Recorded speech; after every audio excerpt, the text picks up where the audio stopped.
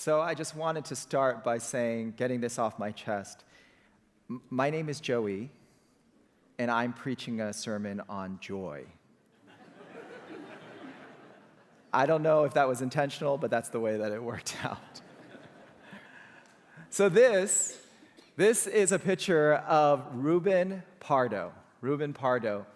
When the documentary that this photo was taken from was created in 2016, he was the oldest elevator manual operator in the city of Los Angeles. So 11 hours a day for 6 days a week for 40 years, he took the patrons of 5514 Wilshire Boulevard to and from their jobs. He had a simple life. Some might even say a little boring. But the way that he lived it was strangely compelling. Compelling enough that the LA Times ran an article about him in 2011, and then someone followed up with a documentary in 2016. So every day, young, tech-savvy professionals would ride his beautifully ornate elevator to their loft apartments and their offices. And every day, Ruben would greet them the exact same way, with some cheer and by name. He would ask them about their lives. He would make jokes about their ride. He would impart a little bit of joy. And his riders, they just soaked it up. One of his regulars describes the experience of riding with Ruben in this way. It's like a glass of fresh water every morning. I don't know how he does it, but every day for him just seems to be a bright opportunity for something. And it's not like Ruben had an easy life. He immigrated to the United States at age 7 from Mexico City, and he had to work hard at odd jobs like painting garages and shoveling snow and operating elevators in order to support his family and put his siblings through school. Now his brother is a public defender, his sister is an accountant, his other sister is a pharmacist assistant, and they all have bigger houses and nicer cars than he does. But when you ask Ruben about his life, there is no regret, no resentment. Instead, he just says something like this: "We are happy. Me and my wife, we are really happy. As long as you're happy, as long as you are full of happiness, that's all that matters." Wouldn't you like to meet someone like him? Someone who just exudes joy. Or better yet, wouldn't you like to be someone like him? Someone who has a happiness that doesn't fade, a joy that lasts. When's the last time you experienced this kind of deep, abiding joy? If your answer is all the time, then God bless you. You have my permission to tune out for the rest of the message. You can read a book, say a prayer, take a nap, as long as you don't snore too loud. But for the rest of us, I guess our answer would be, not for a while. Not for a while. Oh, we experience pockets of happiness, pockets of feeling good. But then life happens. A recession takes our job. A disease takes our health. A war takes our peace. A death takes our loved one. And all of a sudden we lose it. We lose that feeling of happiness. And then we try all sorts of things to try to get it back. But none of it seems to last. Pastor John Ortberg, in his book, Dangers, Toils, and Snares, he describes this process of us frantically trying to get happiness and then not having it last. He writes, "When we take our children to the shrine of the golden arches, they always lust for the meal that comes with a cheap little prize, a combination christened in a moment of marketing genius, the Happy Meal. You're not just buying fries, McNuggets, and a dinosaur stamp. You're buying happiness. Their advertisements have convinced my children that they have little McDonald's-shaped vacuums in their souls. Our hearts are restless till they find their rest in a Happy Meal. I try to buy off the kids sometimes. I tell them to order only the food, and I'll give them a quarter to buy a little toy on their own. But the cry goes up, I want a Happy Meal. all over the restaurant, people crane their necks to look at that tight-fisted, penny-pinching cheapskate of a parent who would deny a child the meal of great joy. The problem with the Happy Meal is that the happy wears off, and they need a new fix. No child discovers lasting happiness in just one. Remember that Happy Meal? What great joy I found there. Happy Meals bring happiness only to McDonald's. You ever wonder why Ronald McDonald wears that grin? 20 billion Happy Meals, that's why. When you get older, you don't get any smarter. Your Happy Meals just get more expensive. Wow. Isn't that the truth? When we get older, we don't get any smarter. Our Happy Meals just get more expensive. So we try to buy our happiness. We try to earn our happiness. We try to achieve our happiness, but none of it lasts. And yet, in Galatians 5:22, Paul writes that the fruit of the Spirit is joy. That means joy, lasting joy, is a natural result of following Jesus. So we don't have to chase after it. We certainly don't have to buy it. It is our inheritance as children of God.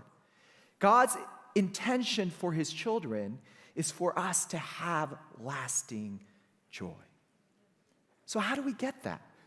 How does the Spirit grow the fruit of joy in our lives?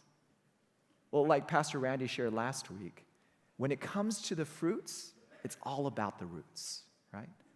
Healthy roots grow healthy fruits. So what do we need to be rooted on in order for us to produce the fruit of joy? To answer that question, we're going to turn to 1 Peter chapter 1. So if you have your Bibles, I encourage you to open them up, or you can launch the app and go to 1 Peter chapter 1. We're going to start in verse 3. 1 Peter chapter 1, verse 3. I'll be reading from the New International Version. Peter writes, "Praise be to the God and Father of our Lord Jesus Christ. In his great mercy, he has given us new birth into a living hope through the resurrection of Jesus Christ from the dead." So what we have is a living hope, because Jesus not only died for our sins, he was resurrected for our salvation. So this isn't some misguided, faint hope. We can be confident about what is to come because Jesus has already gone there. He's already risen from the dead. So when we follow God, we are birthed into a living hope and, verse 4, into an inheritance that can never perish, spoil, or fade. See, no matter how wonderful life is, the best is yet to come. And now, no matter how terrible life may get, there's always something better waiting for us over the horizon, because we have an inheritance that can never perish, spoil, or fade. In other words, this is an inheritance that doesn't fall simply because the stock market crashes. Can I get an amen? Its value is not dependent on the rate of inflation. It's not like cryptocurrency that rises and falls on the tweets of Elon Musk. This is an inheritance that never perishes, spoils, or fades, because this inheritance is kept in heaven for you, where moth and rust cannot destroy and thieves cannot steal. And we are shielded by God's power. By whose power? God's power. So the God of the universe, the owner of the cattle on 1,000 hills, the possessor of the stars in 1 billion galaxies, guarantees our inheritance until the coming of the salvation that is ready to be revealed in the last time. And then Peter writes in verse 6, the key. This is what he says. In all this, in other words, in this living hope of an imperishable inheritance, in all this, you greatly rejoice. In other words, Peter is telling his readers that their joy comes from their hope.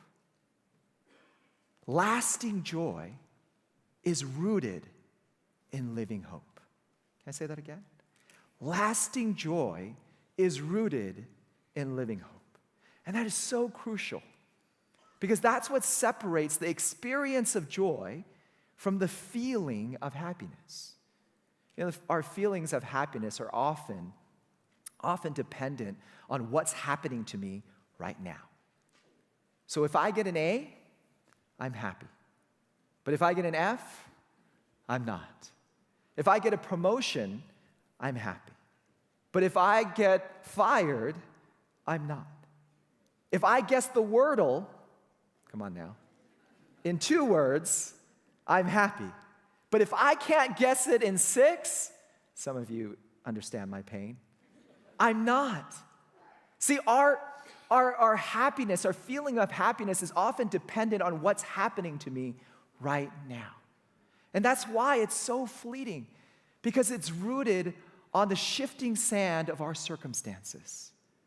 But joy is a fruit that grows in the most adverse conditions, because it is rooted in the firm foundation of living hope. See, that's why Peter continues on in verse 6 to write, "In all this you greatly rejoice, though now for a little while you may have had to suffer grief in all kinds of trials." See, Peter fully expects his readers to suffer grief and all kinds of trials and still have joy. Because he understands that joy is not the absence of hardship, it's the presence of hope. So we can have joy in every circumstance. In all circumstances, we can have joy when we're facing hardships. We can have joy when we're facing grief. Because joy and sorrow, they're not incompatible. In fact, joy sometimes shines through in moments of intense sorrow. Henry Nouwen writes it this way: "Often we discover the joy in the midst of the sorrow. I remember the most painful times of my life as times in which I became aware of a spiritual reality much larger than myself, a reality that allowed me to live the pain with hope." There's that word again.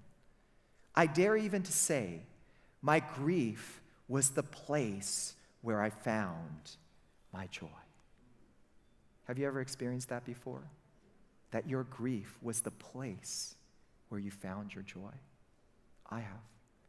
Because sometimes, wrapped up in moments of deep sorrow, there remains a marrow of hope.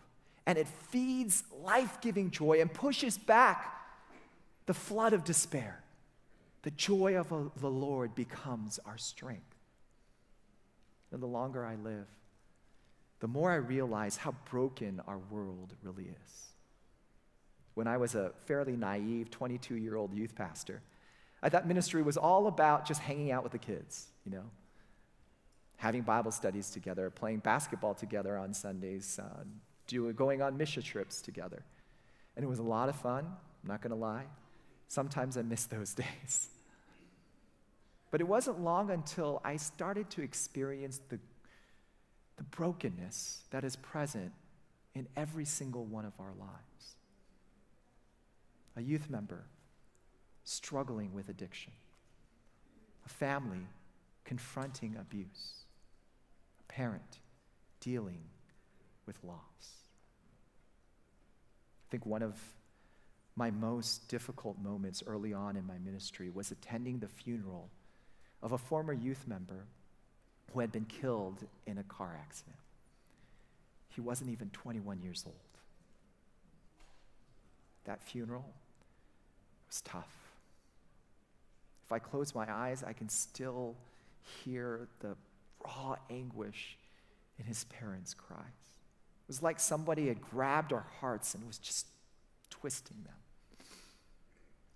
But after the funeral, after the testimonies, after the goodbyes, several of us who knew him from when he was younger gathered around the lobby of that little church, that same lobby where we had first met that boy with oversized glasses and a head too big for his body. And we remembered.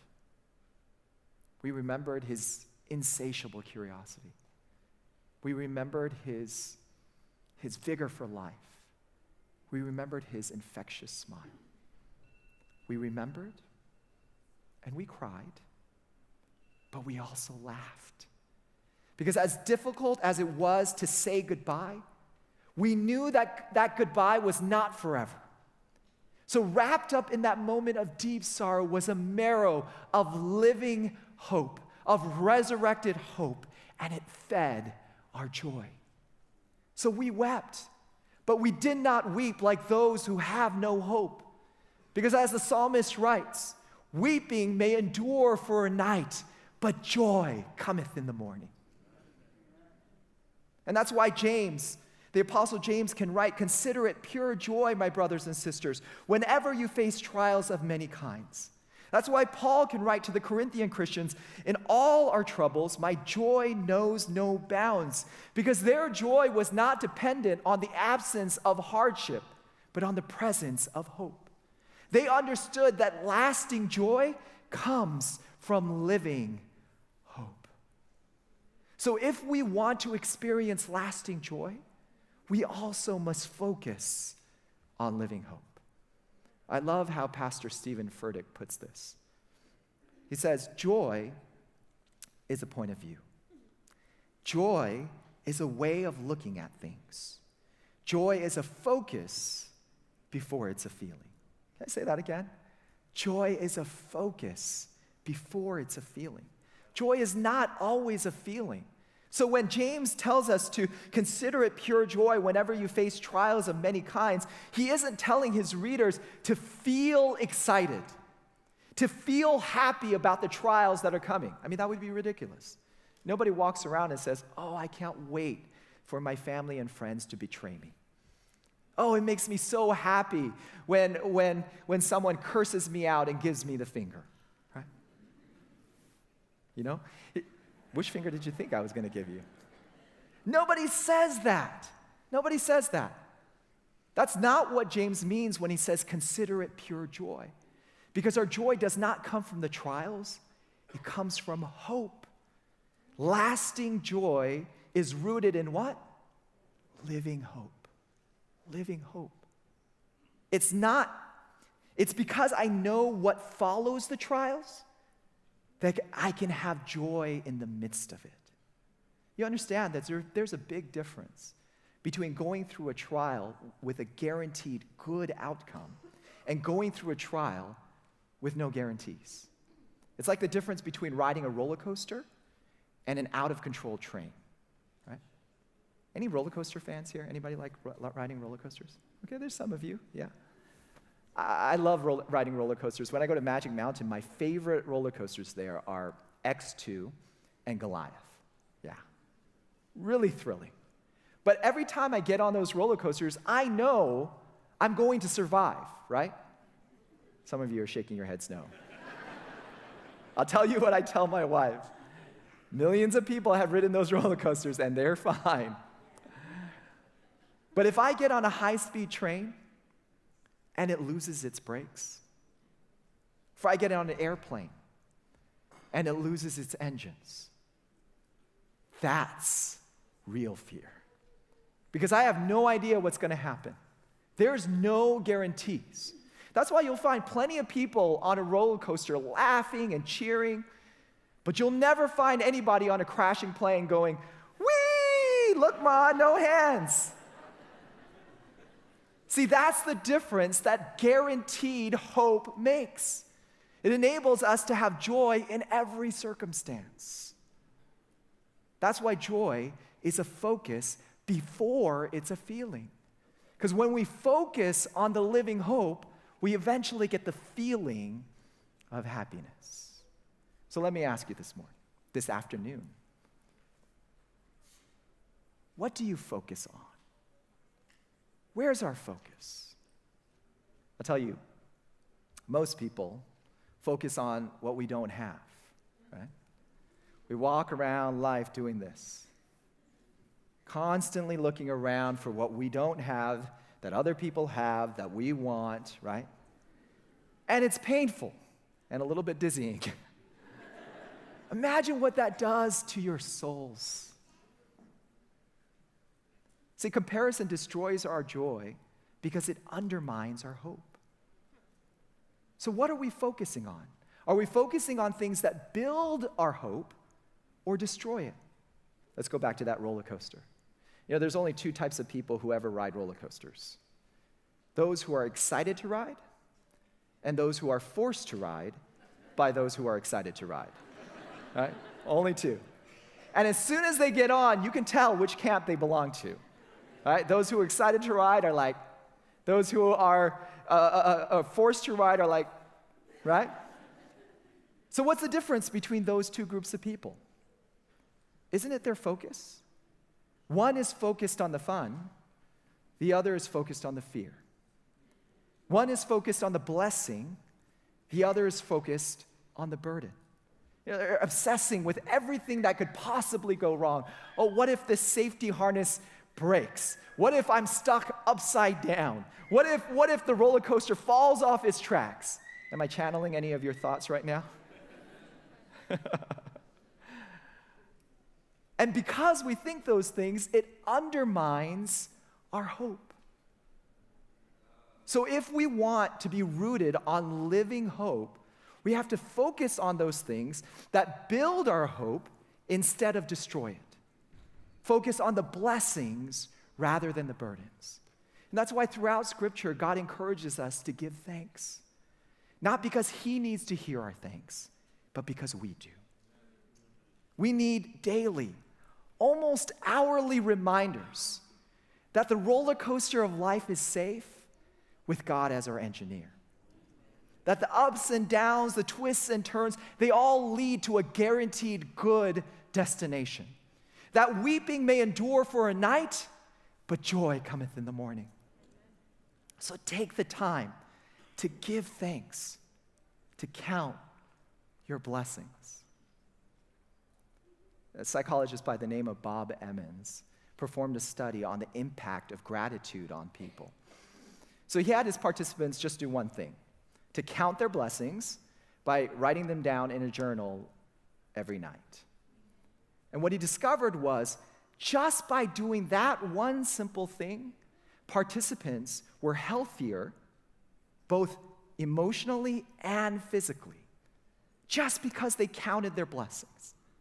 Seems like that old gospel hymn writer had it correct when he said, "When upon life's billows you are tempest-tossed, when you are discouraged, thinking all is lost, count your every blessings, name them one by one, and it will surprise you what the Lord has done."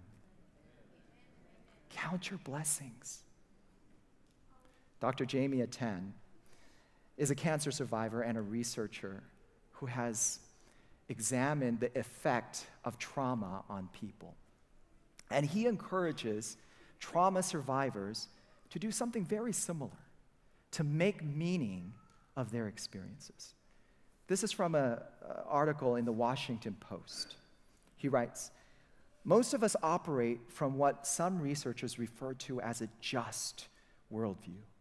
We tend to believe that if we are good, good things will happen.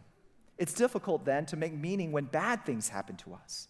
I went to the doctor for tests because of shooting pains in my leg. I never dreamed it was from a mass sitting on a nerve bundle in my pelvis. It was difficult for me to wrap my head around what had happened.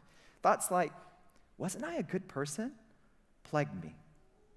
A colleague of mine deployed to help with a relief agency after Superstorm Sandy.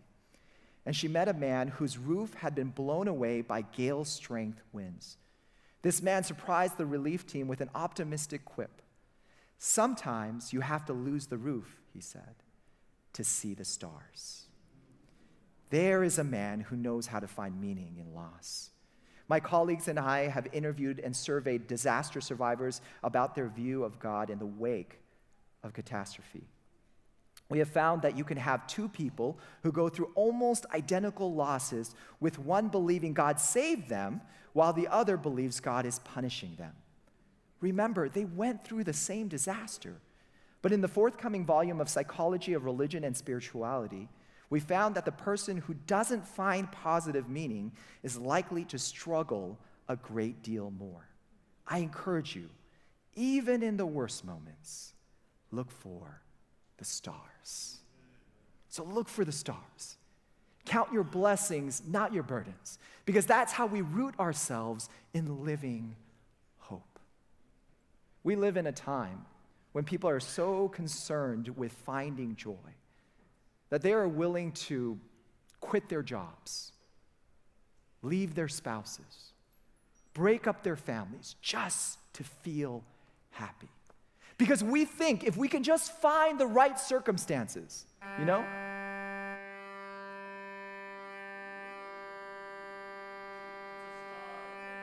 Is it the star?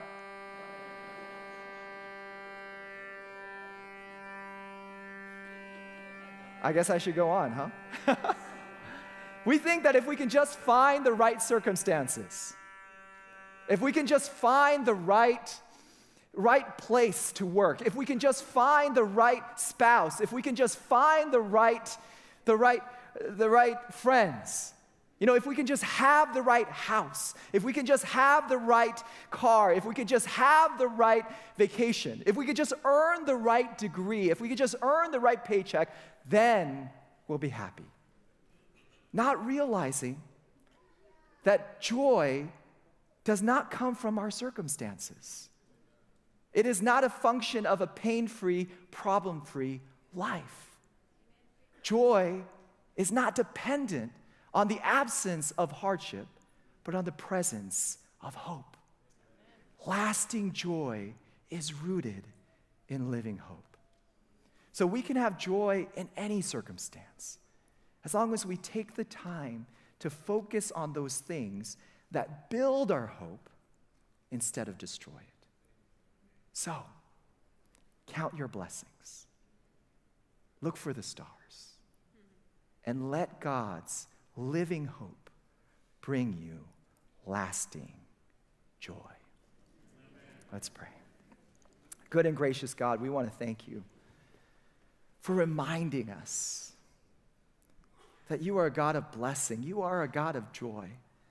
You are a God of guaranteed hope. So that no matter what we're facing right now, and we're facing a lot, we can trust that you will always come through for us. Give us that confidence in your living hope is our prayer in Jesus' name.